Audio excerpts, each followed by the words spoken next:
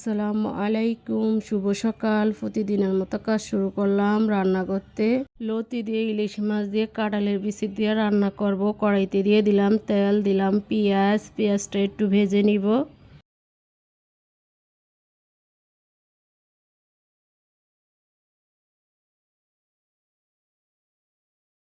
পেঁয়াজটা ভাজা হয়ে গেছে, এখন জিরা বাটা দিয়ে দিব, লবণ, হলুদের গুঁড়া, মরিচের গুঁড়া, কাঁচামরিচ দিয়ে পানি দিয়ে একটু মশলাটা কষিয়ে নিব।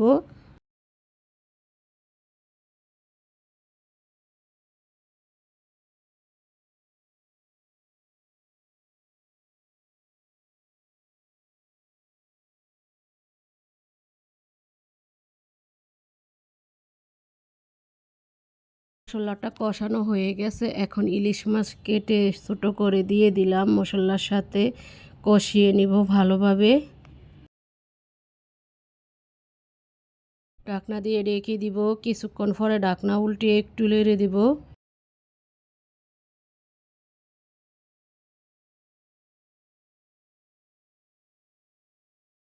মাছটা কষানো হয়ে গেছে, এখন তুলে নিব। কাঁঠালের বিচি দিয়ে দিলাম, কাঁঠালের বিচি মশলার সাথে ভালোভাবে কষিয়ে নিব পানি দিয়ে।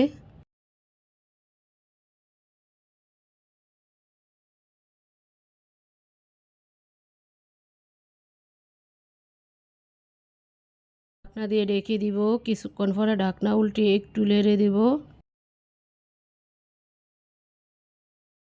কাঁঠালের বিচিটা হয়ে গেছে, এখন লতি দিয়ে দিব, দিয়ে ভালো করে রান্না করে নিব। রসুন দিয়ে দিলাম, আগে রসুন দিই না, মাছের সেন্টটা চলে যাবে দেখে এখন রসুন দিয়েছি। লতির তরকারি তো রসুনটা তো দিতেই হবে। ঢাকনা দিয়ে রেখে দিলাম, কিছুক্ষণ পরে ঢাকনা উল্টে একটু নেড়ে দিব। এভাবে আপনারা লতি কাঁঠালের বিচি দিয়ে ইলিশ মাছ দিয়ে রান্না করে খেয়ে দেখবেন, অনেক মজা হয়।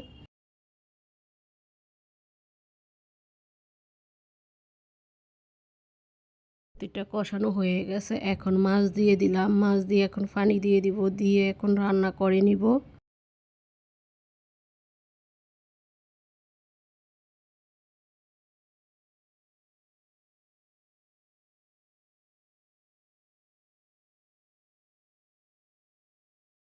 ঢাকনা দিয়ে রেখে দিলাম, কিছুক্ষণ পরে ঢাকনা উল্টে একটু নেড়ে দিব।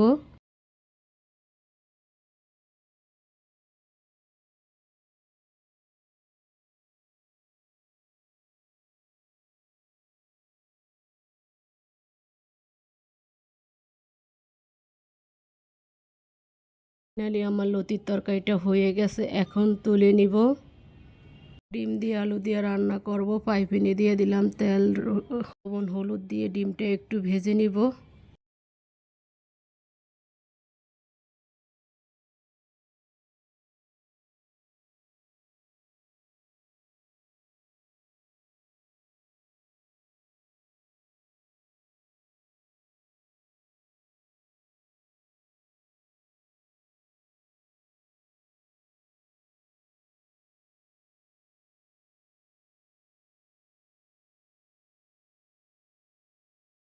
এটা ভাজা হয়ে গেছে, এখন তুলে নিলাম। তরকারি রান্না করার জন্য কড়াইতে দিয়ে দিলাম তেল, দিব পেঁয়াজটা একটু ভেজে নিব।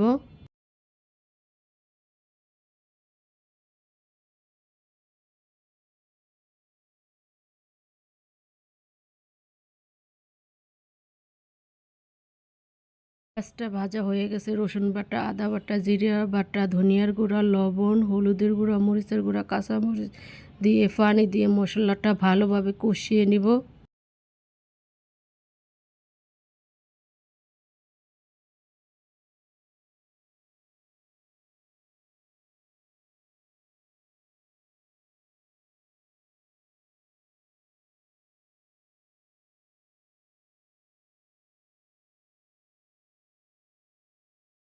মশলাটা কষানো হয়ে গেছে, এখন আলু দিয়ে দিলাম, মশলার সাথে ভালোভাবে কষিয়ে নিব।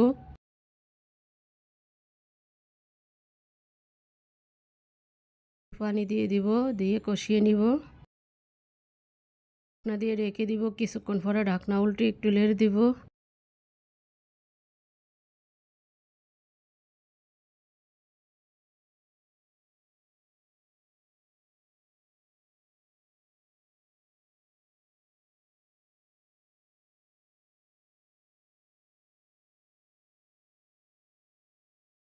হয়ে গেছে, এখন পানি দিয়ে দিব, দিয়ে ডিম দিয়ে দিব, দিয়ে ভালো করে রান্না করে নিব ঢাকনা দিয়ে।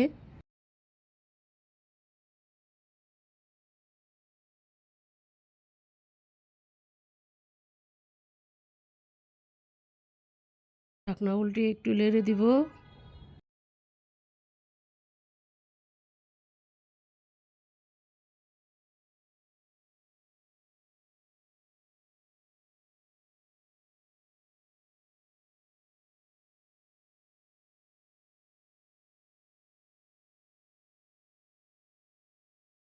ফাইনালি ডিম আলুর তরকারিটা হয়ে গেছে, এখন তুলে নিব।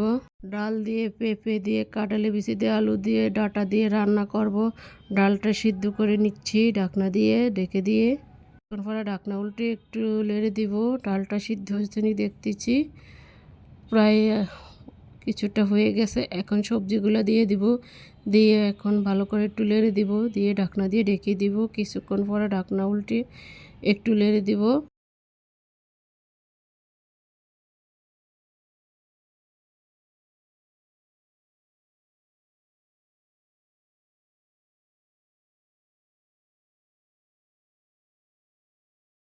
সিদ্ধ হয়ে গেছে। রসুন বাটা, আদা বাটা, জিরা বাটা, লবণ, হলুদ, কাঁচামরিচ দিয়ে ভালো করে রান্না করে নিব সবজিটা।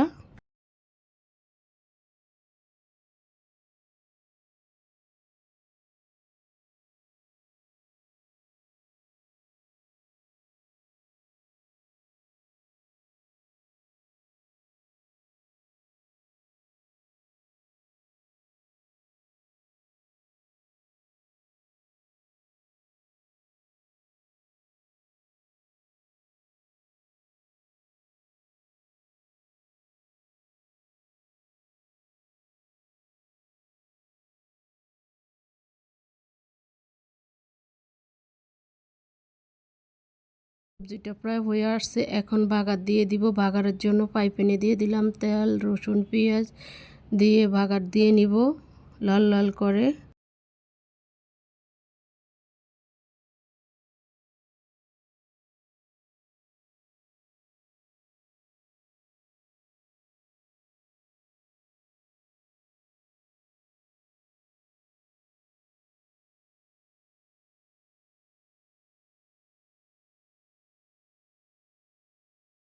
পেঁয়াজটা ভাজা হয়ে গেছে, এখন বাগার দিয়ে দিব।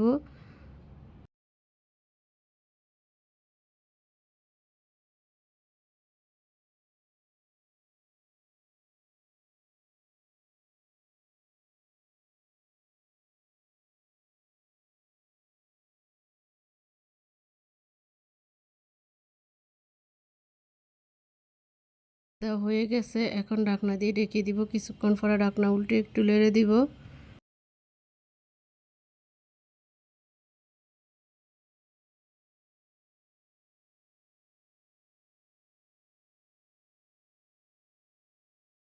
সবজিটা হয়ে গেছে, এখন তুলে নিব। আজকের মতো রান্নাটা এখানেই শেষ। কালকে একটা নতুন ব্লগ নিয়ে আসবো।